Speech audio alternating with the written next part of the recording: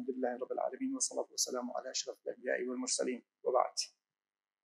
My name is Farhang Maghdeed. I'm a software engineer. So I will be talking about this topic from the technology perspective. So that was one of my interests to understand about some Islamic finance instruments. So I built my paper on the Sukuk chain as a decentralized digital transformation model for the Islamic capital market. So indeed, the presentation is quite long. I will try to skip some of these things to cover it within a short time.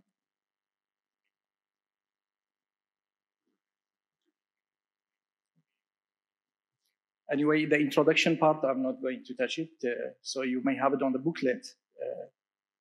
So I just give an introduction. What is Sukuk? Sukuk is a certificate of the equal value representing unified share in the ownership of a tangible asset, a user product, or a services. So I just have a purpose when I mention those details. So indeed, there are some numbers when we look at the market valuation of the Sukuk. You will get quite surprised in 2018. The valuation reached 85 US billion. And the expectation for 2019 is 100 billion. But this 85 has been dropped from the year before in 2017 from 97.9. So that's also another interesting issue need to be addressed. So the market share of the Islamic finance institution for the estimated that the GCC market was 46% and the Malaysia 34% and the other Asian countries is 13%. And also we have some other countries, 8% to be covered with the Sukuk. So basically the project that is in the next decade, there will be over 1 trillion worth of investment opportunity that's waiting for the Islamic capital market. So anyway, the numbers is quite huge. So we can look at it and address it. So how the Sukuk is playing a bigger, as a big instrument in the Islamic finance. It was very interesting when I got this paper or maybe a report from UK. UK started as well to issue Sukuks. You can see from here. So they issued 200 million value of the Sukuk, and it was finishing last month, February 2019. And also they got the Sharia opinions and the compliances from the few of those Islamic finance, CIMB and HSBC from different parts of the world. How does a Sukuk work? So basically, I'm not going to tell you how the Sukuk work. I'm sure the Islamic finance experts, they know a lot about that. So I just want to make sure that there is some players, some components. So SPV is the big player in the Sukuk issuance. So we have whether companies or the financial institutions, when they have any project, they will give it to the SPV or the SPV launch what we call purchase and sales agreement with the companies. Then they will issue the value of this project Sukuk to the investors. So now we can see SPV from either Sukuk Ijara or Mudaraba or Murabaha. As we know, Sukuk has characteristics or it has attributes. Based on these attributes, we have asset-backed based Sukuk, and also we have a debit-backed asset Sukuks as well. So those type of Sukuk, it is not like addressable to mention here. I just want to mention what is the rule of the SPV.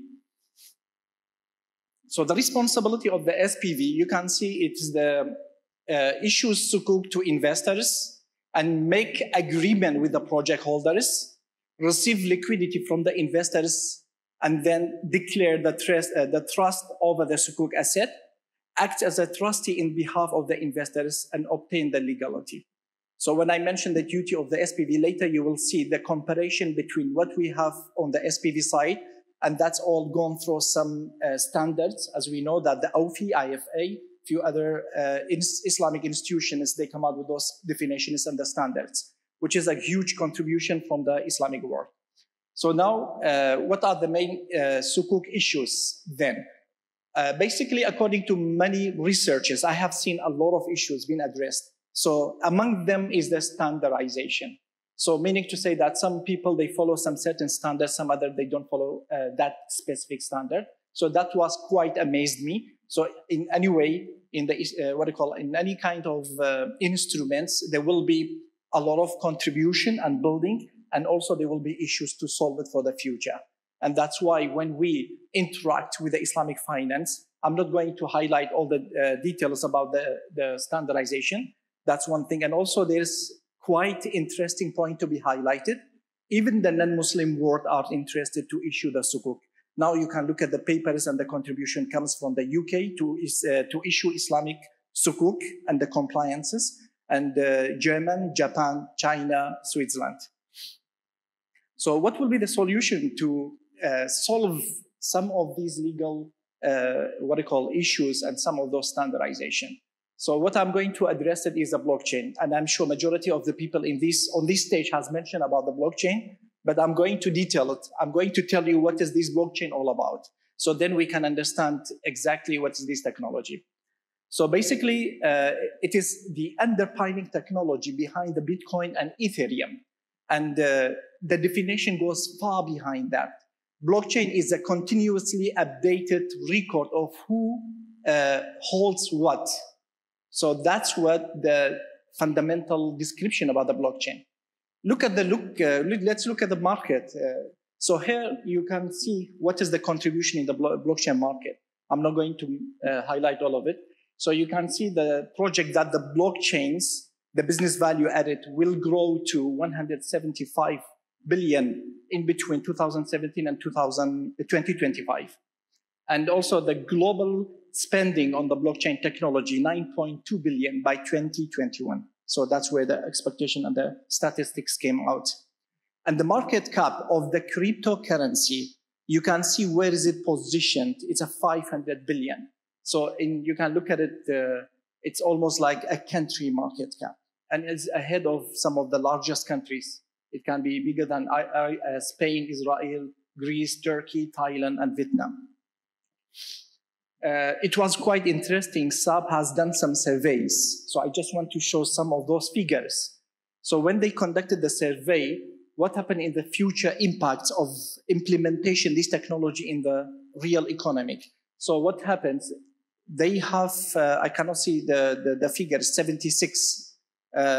First of all, is the 86 of the survey response that the blockchain will improve the compliances. So that's where the survey came back from those industries when they evaluated and thought some questions. So it's an improvement of the legal framework. And some of the evaluation came out, which is the survey responded, the operation supply chain will responded that the smart contract will be in between 10 to 5 years, the smart contract will be implemented within different industries. So 76 has responded, 76%. So the improvement of the contract will be based on the smart contracts. And 83 has responded based on the blockchain will become the system of the trust. All right. And also you can see on the early adoption, this technology as at the early stage, to be honest, you can look at it. So the people that live using blockchain is at 3% up to 2018. 90 seconds. All right. So anyway, I will skip some of this. I just want to tell you what is the blockchain is all about. Basically, the time is very short. Blockchain is about few applications. So we have token, we have cryptographic hashing, we have smart contracting, we have distributed ledger, we have consensus mechanism. It is not only about cryptocurrency, to be honest. That's one thing. The second thing, when we talk about token is a programmable application. It's up to me and you how to program it and rule it and define it for according to the industries. Is it like we're going to define it as a security token or as a cryptocurrency? So that's in our hands. So let's talk about the application of the smart contract and what is the token and are they different or not? So to be honest, token is a smart contract itself. So we need to say that when you look at the blockchain, you will not be able to see smart contract. Smart contract is a set of rules, running in the consensus. This set of the rule comes from the industry. Why you want to implement the smart contract? This smart contract is being introduced to the public by using a specific token. So this token and smart contract sitting on the address, holding a value, and this value could be whatever the amount of that asset that you are introducing, and whoever receives it on sends it.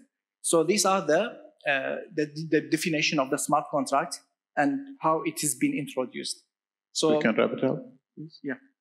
So, okay. So basically the time is quite short. I was not expecting. I wanted to try to mention a lot about the smart contract and the nature of the smart contract and the differences. The only thing I just want to mention, the smart contract has been improved a lot. So previously people were mentioning some specific about cryptocurrency and token. So in token, we had ERC20. Now I can tell you there are more than thousands of the standards in this line of the technology.